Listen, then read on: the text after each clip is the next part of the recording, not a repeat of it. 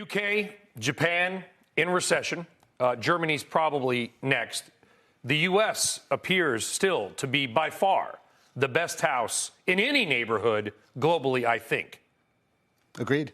And it's priced that way, right? You can see it. The U.S. stock market continues to handily beat most others. We could look at Japan maybe a little bit differently. Japan's a weird, it's soaring as they go into recession. I think when you look at the U.K. and Japan and a little bit of Germany, it's a reminder that your policy decisions have a long tail. They're long, and these aren't happening, bad things happening. It's something that happened yesterday. The global economy is doing okay.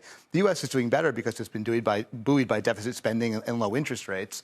The U.K., obviously, Brexit continues to be a lead weight. Japan has major demographic issues. So the U.S. will continue to do better for a while, but I think the deficit spending and the higher interest rates, they're still out there, and when you look into the second half of the year, you can see more slowness. I think there's a great lesson here, too, and I think Steve would agree and can just jump in that what we're seeing in Japan and even the UK market has not been terrible.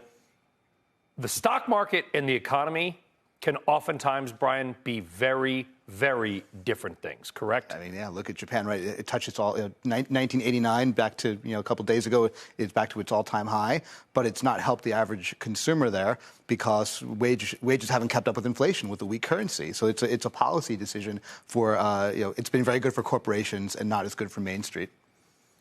Steve, is bad-ish news good-ish news for markets, given what Brian just talked about in terms of fiscal and monetary policies? The markets get the data has to tell us what happened, and the markets get to price uncertainly what is going to happen. And every thing I saw today said that Japanese number is something that was probably going to be relatively soon in the rearview mirror, and they'll return to growth. The UK, I'm not so sure about. I feel like they have structural issues. Brian, I think, was absolutely right to point to the structural demographic issues in Japan. But the UK structural issues having to do with Brexit, I think, are more persistent here. I'm not sure how they kind of work their way out of the current funk that they're in right now. I think monetary policy is doing the best job it can. Look, UK had the high inflation and no growth. We've had the high inflation and growth. That's been an incredible strength here. What I'm thinking about, Brian, I wonder if the other Brian might answer this question. The U.S. is generally one that is Fortress USA is used in part as a moniker because the U.S. is not incredibly dependent upon the rest of the world. But the issue becomes if the rest of the world does go down in a bigger way, whether or not the U.S. can withstand that. I think at some point you get some cracks in the walls.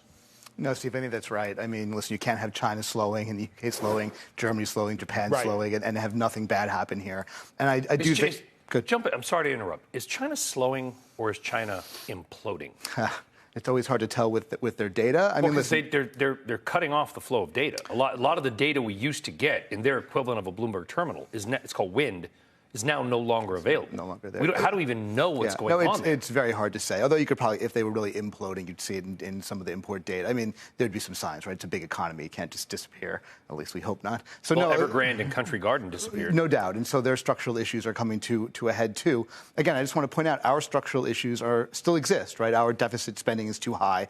Our interest spend on treasuries is going up. So ours will come around. I don't think we should celebrate too hard the structural issues elsewhere. I think China has a lot of things it can still do to help. But as you say, this time around, it's not as easy. And you and your teams.